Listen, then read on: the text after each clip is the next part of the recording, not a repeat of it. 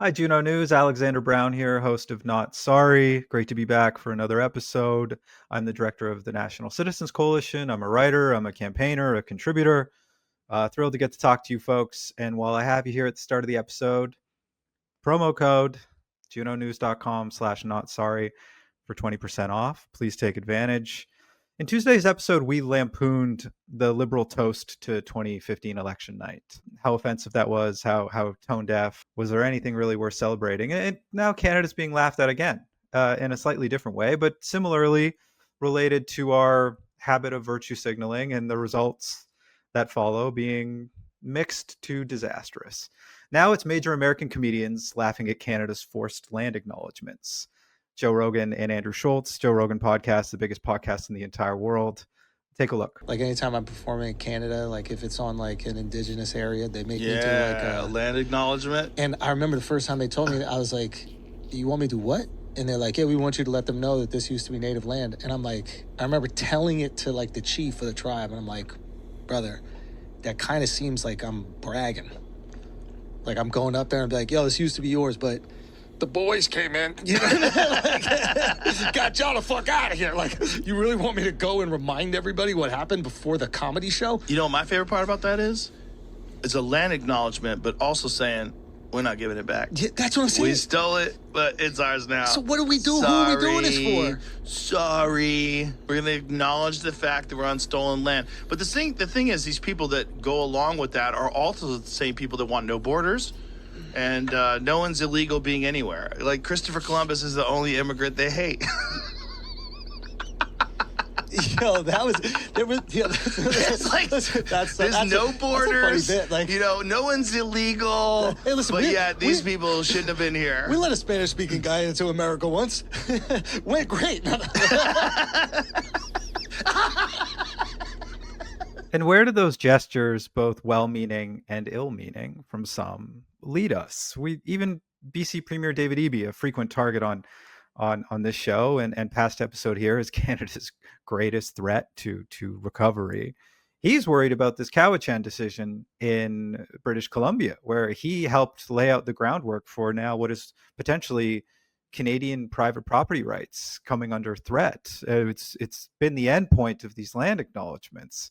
And it's been, some of us saw this coming and were very worried, and all kinds of experts, Caroline Elliott, who has been a guest on the show, and we hope to have her back on, will tell you that this was always going to be where these gestures lead, and making this country a little bit more of a laughingstock. And it shouldn't be right now, because we have so many issues to fix, because we have so many self-inflicted crises. I say all the time on here, no one harms Canada like Canada. You can blame President Trump for all you want. Now, he did make the election difficult, but we are, holy cow, we have a penchant for stepping on rakes. And this is a moment when the majority of Canadians want real action. They're demanding action on policies like immigration. There's a new study from the Environics Institute covered in Juno News showing that there are still record highs of Canadians now who believe that immigration is too high. These are highs not seen since the 90s. There are now increasing highs of those who understand that our refugee and asylum program is completely broken and filled with not actually refugees or asylum seekers, because they're seemingly in violation of the safe third country agreement between the United States and America. Whereas if they can make it to America in the first place, they're plenty safe there. Why the heck are they then coming up here? And or it's a large group of temporary foreign workers and students who, just before they're about to get the boot, are deciding that they are now, I don't know, pick a social issue that makes them vulnerable, and they can't go home, even though they might have just gone back home for Christmas. Grocery prices and the cost of living are surging. And yet, very limited progress on major projects, very limited progress on immigration. We're celebrating all the wrong things. We're becoming a laughingstock. To talk these continued cultural crises, I'm really thrilled to have on Dr. Sean Watley. He's the past president of the Ontario Medical Association of Civitas. He's a physician, author, terrific podcaster, contributor to Project Ontario. And first, a word from our sponsor. Macamee College. So are you tired of politicians growing government while your freedoms shrink? Then don't just complain, take the lead. Our partners today, Macamee College, and their applied politics and public affairs program is for freedom-minded Canadians who want to hold the government accountable. In just 2 years, through online evening courses, you'll get the applied skills to run campaigns, organize grassroots movements, and shape policy. You'll get hands-on training in your community and with the party of your choice, so you graduate ready for real change. Now, maybe it's you, maybe it's someone you know, maybe it's your son or daughter, maybe it's your friend who's passionate about politics. Here is a chance to fast-track your career into making an impact. Plus, anyone who subscribes through our link and they are successful in enrolling in this course gets a $500 Juno News scholarship towards your education, because we need more small government leaders standing up for freedom, standing against big government overreach. Intakes are in September and January. Don't wait. It's time to lead. Use the link in the description today. Check it out over at candicemalcolm.com/Macamee. That's MAKAMI. Sean Watley joined us here on the show. Sean is the past president of the OMA, Civitas. He is a physician, author, podcaster, senior MLI fellow, Project Ontario contributor. Did I get all of those? Yeah, they're half true, but yes. That's an extensive CV. And I'm glad to be talking to you, because this is, and I was lucky enough to just appear on your show the other day, and that episode's coming out soon. I want to be talking to a guy, an ideas guy, because Canada needs better ideas right now. As the past president of Civitas, which is this phenomenal nonprofit that brings together so many of the country's top thinkers, it's known as a society where ideas meet. Well, we need your ideas right now, because we see where the country's struggling. What to you is your biggest pressing concern right now, as an ideas guy, as someone with such an impressive CV? When you look around the Canadian landscape, what do you desperately see that's in need of fixing? Yeah, so I liked how you pitched or set up the question, basing it on ideas. And it's a great way to frame the whole answer, is to say we need to focus on ideas and getting back to great ideas. The challenge with ideas, though, is there's a risk of scaring everybody away. We just get so nerdy and we get so far into our deep little corner that everybody goes, "What the heck are you talking about?" And certainly some people have said that about my podcast. So our challenge is to rediscover the ideas that made Canada great, Yeah. and not simply by looking backwards. Yes, the past informs us, but we have to apply those great ideas to the current moment and then apply them in a way that makes sense. So someone I was just talking to recently on my show said that conservatives are not very good at telling their own story. And that's what we need to do. Conservatives, right of center people who just want to have a good life and have a flourishing life, we need to figure out how to capture some of these challenging ideas and put them into a story that people can resonate with. Yeah, it's so much of it is a communications issue, where we talk about this on your show, and I encourage people to check it out and subscribe, which is, how do you present conservative ideas in a palatable way to the public? There can be kind of warring tribes on this, or different approaches. And so it's how do you make it housebroken? How do you make it not too esoteric? How do you make it, we're not just stuffy Ivy League folks? And I am the complete opposite of that. I am a yob, as Andrew Coyne would insult me as. I got a BA in poli-sci that isn't worth the paper that it's printed on, Sean. And so, how do we dress up and be professional but still be relatable? And it's this eternal conservative conundrum. I think of the George Grant quote from Lament for a Nation, which is talking about the impossibility of conservatism in Canada, where the currents of progress are always against us. Building on that, where would you see an opportunity to meld that kind of progress with tradition, to be able to speak in a modern way and an appealing way to folks that still keeps conservative principles? Yeah. So you've got so many jumping off points in that little segue. That's brilliant. I wanted to make a comment when you said about messaging. So the risk for messaging is the continual tension between clicks versus substance. So you Yeah. could get tons of clicks by lighting your hair on fire, if you still have hair, and people Is that what will. happened there? That's what happened there, man. Okay. Yeah. Actually, kids happened. No, my kids are wonderful. Understandable. Understandable. That's Yeah. right. Life happened. Genetics.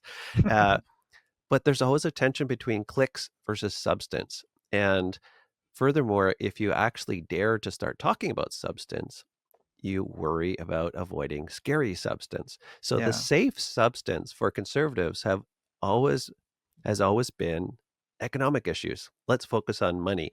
Furthermore, people love to click on stuff that talks about money because most people feel we need more money, right? Money is a good thing if you can find yourself some more money. So that has been the sweet spot for conservatives. Talk about the economy. People probably aren't going to beat you up on that. Talk about getting more money into people's pockets. Most voters will like that. So you avoid the scary stuff and you're kind of talking about substance, but you're also talking about things that are pretty easy to understand. But you asked the much harder question. How can we talk about progress while being informed by tradition? Yeah. Now, fortunately, we can unpack tradition. Tradition doesn't have to be a scary, weird thing. Tradition is just simply looking at all the failures and screw ups that came before us. You would do exactly the same thing in your neighborhood. If you said, hey, I want to make a raised garden bed in my backyard or on my front lawn, you'd probably talk to your neighbors and say, hey, I see you have a really nice raised garden. How did that work out? And they'll say, well, let me tell you, my first 3 were terrible. They flooded with rain and all my plants died and I got full of slugs or whatever. That's all we're talking about when we talk about tradition. We're Yeah. talking about looking back at people who did things and failed and trying to identify the few people that really succeeded. So I think if we repackage what we're talking about when we talk about tradition, we'll be able to marry it very naturally with progress. I hope so, because I think recently, certainly there is something going on right now within the conservative movement in Canada where some seem to believe that you can't talk about the difficult stuff, or they'd rather not because they just want to win. They want to get in first, and then maybe we can smuggle in some cultural ideas. But you could also make the argument, well, you're not winning anyway. I mean, in rare instances, Danielle Smith, that's a bright light right there. Scott Moe, bright light right there.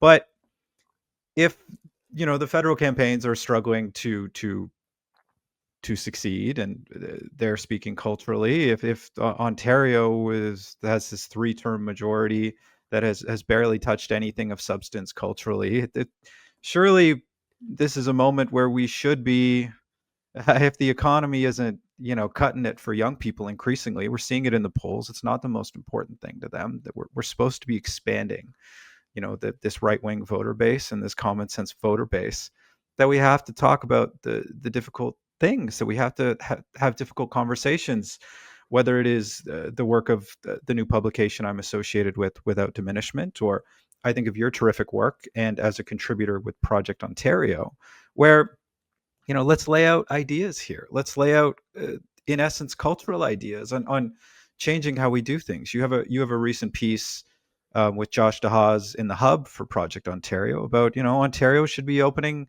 it up to private surgeries. That is a sacred cow that needs to be slaughtered. This clear need for an expansion of our healthcare program, because these backlogs are getting so darn long. And so we were called all kinds of names for that Project Ontario affiliation, but is it fair that some conservatives seem to not appreciate criticism, or do you view that this is an important moment to be taking on culture? Yeah. So I'll start out by saying, in fairness, all of our people that we beat up for saying, oh, you guys got into office and then you wimped out and didn't say anything. There's something that is important about what they're doing too. Yes. You have to win or you don't make change. And so Yep. a former political staffer was explaining this to me. She said, Sean, like, smarten up. You need power. If you don't get power, you can't make any policy change. So in fairness to our people who are in power, yes, thank you for winning elections. We love you for it. Now we want you to actually stand by some principles and actually make some changes. And I think this is where you and I probably share the same criticism of the provincial government right now. Premier Yeah. Ford 7 years, I believe, of a majority government, not a lot to show for it. And we can talk about it if you want. But it seems like that once you're there, you're so happy that you're there, you lose the confidence of actually standing for something and trying now to convince people that, hey, let's consider this. And so one person on my show said that we need leadership. That's what leaders do. They take a challenging idea and say, consider this. These are the pros, these are the cons, these are the good things about our current state, but these are the great things about where we could get to. Do you want to come with me on that journey? So you don't freak people out and say we're just going to dictate how things are going to be, but you actually lead and you engage and you explain your ideas to people in a way that they can get excited about. So you avoid being captured by your audience. That's what you said yesterday. I think you said, yeah, you get captured by your audience and that's all you care about is clicks. Now you mentioned private surgeries. Perfect example. So we could say that that is such a scary thing. The third rail of Canadian politics, you must never talk about it. But yet polling doesn't support that. Yeah. Many polls show that people are open to options if they can't get the care they need in a timely fashion. And the example I always use is with the toll highways in southern Ontario. People either love 407, which is a toll highway parallel to the 401 in Toronto area. They either love it or they hate it. But even if they hate it, they're actually happy that some people are willing to pay the extra couple dollars to drive on the Yeah. 407 if it lightens the traffic when I'm driving on the 401. And so Canadians are fundamentally okay with easing weight on the public highways if people are able to take the toll highways. Could use the same example with respect to clinical care in Ontario. And the example I use all the time is to do with infertility care. In Ontario, now this is slightly old data, I believe 2020 or 2021, Ontario was funding 5,500 IVF cycles. So people can't get pregnant, women can't get pregnant, you can have in vitro fertilization. The government said we will pay for 5,500 cycles of IVF. So if we only allow public fertility clinics, no private options at all, those 5,500 cycles could maintain maybe 5 or 6 clinics. So a full-time clinic does around 1,000 cycles per year. In 2020, Ontario had 13 fertility clinics. So over twice the number of clinics that could be sustained if it was only being funded by public funding. So in other words, that means you have clinics that are closer to home for patients that are spread across the province, including the far north. They've hired a bunch of people, everyone from the front desk to technologists. They buy technology, ultrasound machines, lab. So you've got a whole industry built around fertility because we allow a blend of public and private services when it comes to fertility care. And the sky hasn't fallen. People are happy. People still get access to the public IVF cycles. People are getting their private care IVF cycles when they need them. And so we shouldn't be so scared about having these conversations. We need to shift that Overton window. And the sky never fell in Europe, right? Like this Canadian mindset that, oh, we're going to lose like a part of our sort of progressive identity. It was, we have all these what we think of as sister countries, as these progressive European nations where they do a version of two-tier healthcare, and because of it they have far lesser backlogs, correct? Yeah, so last time I checked, there are 32 countries with blended healthcare systems, universal healthcare systems. So Yeah. everybody in the population gets care and they're all blended. The only country now in the world that on principle outlaws private care is Canada. And people would right away say, well, Sean, it's not exactly outlawed and some provinces allow it, but the amount of regulation that's in place effectively makes it so that it can't exist. And so we could quibble about the details, but ultimately Canada is the only country in the world that goes out of its way to block it. We're good at cutting off our nose to spite our face. It's kind of our thing with elbows up, and it purely seemingly out of spite that we are refusing to change. Another one of these kind of sacred topics that we've suddenly been forced to talk about because the public mood has very much changed, and I believe that there are those like Juno News doing great reporting and others who are speaking honestly about this is immigration. Like the consensus and opinion on Canadian immigration has shifted in the last few years, and some have been reluctant to say so. I don't think anyone enjoys the topic, and if they do, there might be something else going on there.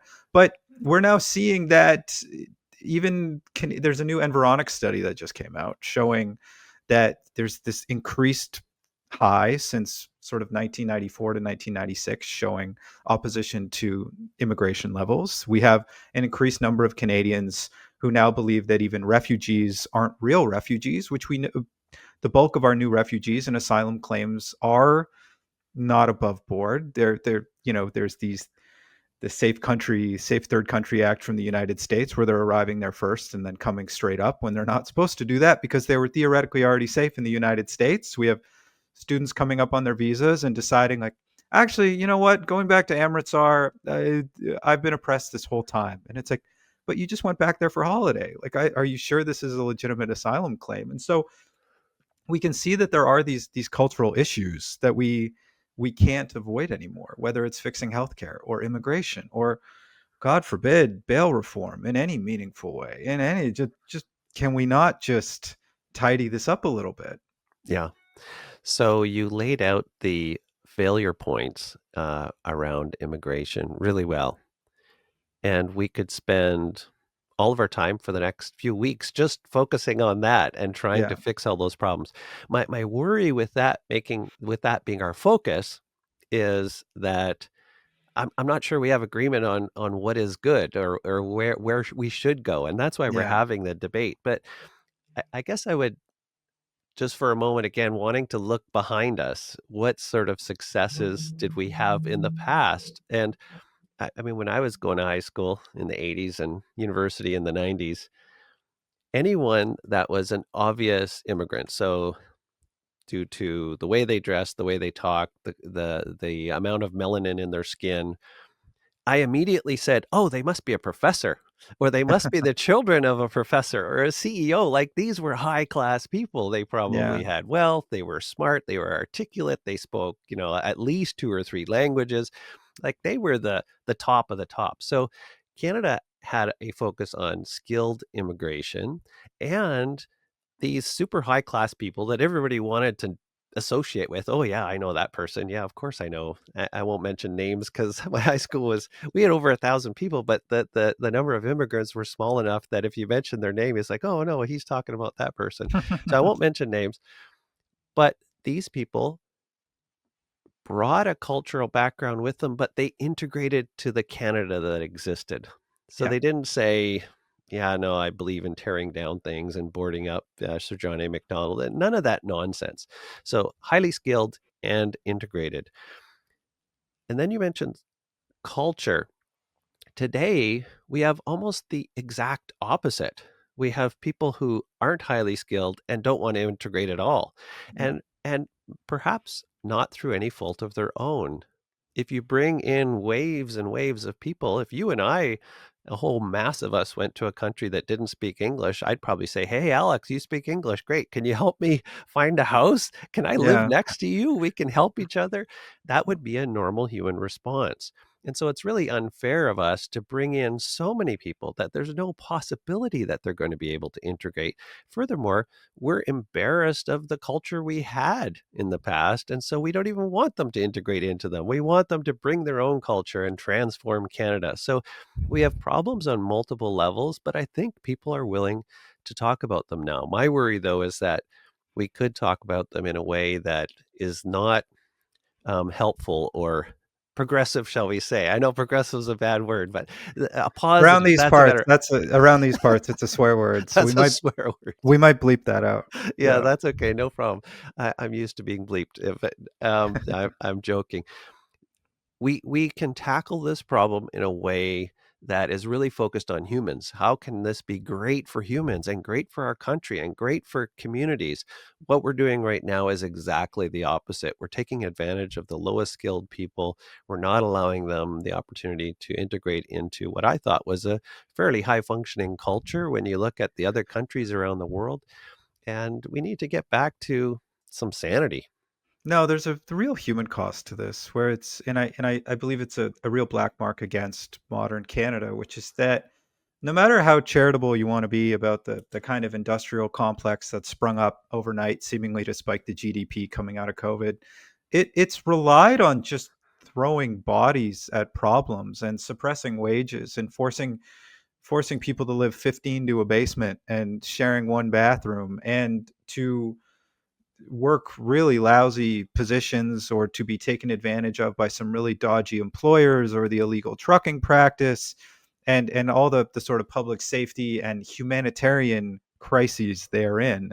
There's not much to be proud of there. And in that vacuum of a country that uh you know seems to harm itself worse than any president south of the border, folks were going to come in and be immediately balkanized, because what else were they supposed to do? We weren't rolling out the red carpet in a meaningful way.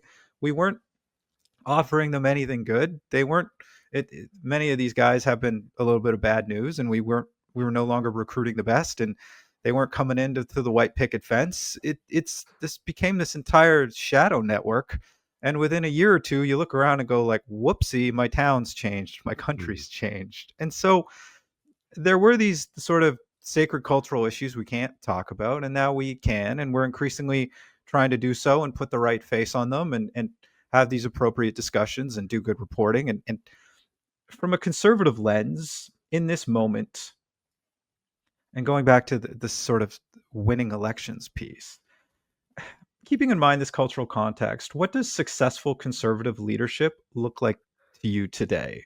Like, Mm. how would you define success? Yeah, brilliant. So success, obviously, we have to win. So Gotta that's win. that you have to win an election. But before you can win an election, you have to win hearts and minds. So you Yeah. opened the segment with ideas. And when you're talking about the human impact of a failed immigration approach, really it's the logical outcome of the liberal, and I'm using that term philosophically liberal, assumptions about what it means to be human. So you said we just grab bodies and stick them into places. I like Mary Harrington's description of, she calls it meat Legos. He said, people are just like meat Legos and you can just plug them in wherever you Yeah. want. We think of humans as abstractions. They're just workers that are coming to fill a technological function in our giant technocracy. Well, those are all liberal ways of understanding the world. So I think we Yeah. have a tremendous opportunity on the non-left, and I'll, steal Jody Bruin's term for because it's a coalition, right? Conservatism Yeah. isn't one thing. It's not a monolith, but we have a tremendous opportunity to tell a different story, to say, hey, you're not a meat Lego. We actually care about you having not just a job, but a job that you like, that fits with your skills and abilities and talents and things that you want to do with your life. We want to talk about a life of meaning. What do you want to achieve out of this life? What does good mean to you? What does a good life look like? And I'm not saying in talking about it with great specificity where you have to do this and you have to do that. No, just in general, sort of a minimalist conservatism where you're offering people a new way to think about life, as opposed to feeling like I'm just a meat Lego being plugged into this giant liberal technocracy. So that's what I think is winning. Telling a new story. Of course, we have to win elections, but we have to win hearts and minds first. I'd vote for you right now. Not that I'd wish public office on you. And referencing Jody Bruin, one of my favorite Canadians and a terrific writer. That's another big check in the positive department. You have a great feature in your show where you end up the proceedings asking the guest, and it's a thoughtful way to make sure you haven't missed anything. Like, what's top of mind to you? What did we maybe not get to as we wrap up here? I mean, Dr. Sean Watley, looking at the Canadian wilderness, looking out upon a country with varying degrees of crises. What would you like to impart on the audience right now as sort of your most pressing commentary, issue, hope for the future? Yeah. So I didn't realize how stressful it was to be asked that. So now I'm second guessing whether or not I'll You ask can my repeat yourself if you want. no, no. It's No, harder no, being no, on it's the good. other side, huh? It's good. I've got an answer, but I think it's brilliant. I, as you know, my passion has been to get people off of this assumption that Canada is nothing but one giant liberal country. There is nothing else Yeah. politically besides liberalism. Liberalism, to be fair, is an excellent political theory. It's very thin and it works great when you have a robust culture. When we all have moms and grandmothers and coaches and people in our lives that told us what it means to be a decent human, to stand in line, to Yeah. tell the truth, to live up to your promises. So all these things that people used to pick up somewhere, and they knew that it didn't make sense to act like a silly person and block streets and make ambulances turn around, and just because you're trying to resurrect your own idea of what we should be focusing on from an argument on the other side of the world. So that is an opportunity for us to say, okay, liberalism is great, but it needs substance underneath it. Liberalism as a philosophy doesn't talk about that substance. That's why we love it. It's strong. But given that it doesn't talk about that substance, we need to find a different philosophy. And I think that different philosophy is an intellectual conservatism, or I don't have a word for it yet. Some people call it green conservatism, right? Where we love our land and we love the environment, we love gardens, but we also think that there's some there's some content that we need to talk to people about. So that's what keeps me awake at night, and I think we need to figure this out really fast. Ideally, a few years ago we should have figured it out, but it's never too Yeah. late to start. We need a work of rescue, and that's, Roger Scruton's one of my heroes. He said conservatism is a work of rescue. Canada needs a work of rescue right now, and part of that rescue is rediscovering an intellectual conservatism. More George Grant. It's not a country you love, it's a country you worry about. And of course we love it too, but intellectual rescue sorely needed. Yeah, Dr. Sean Watley, thanks for joining us today. my pleasure.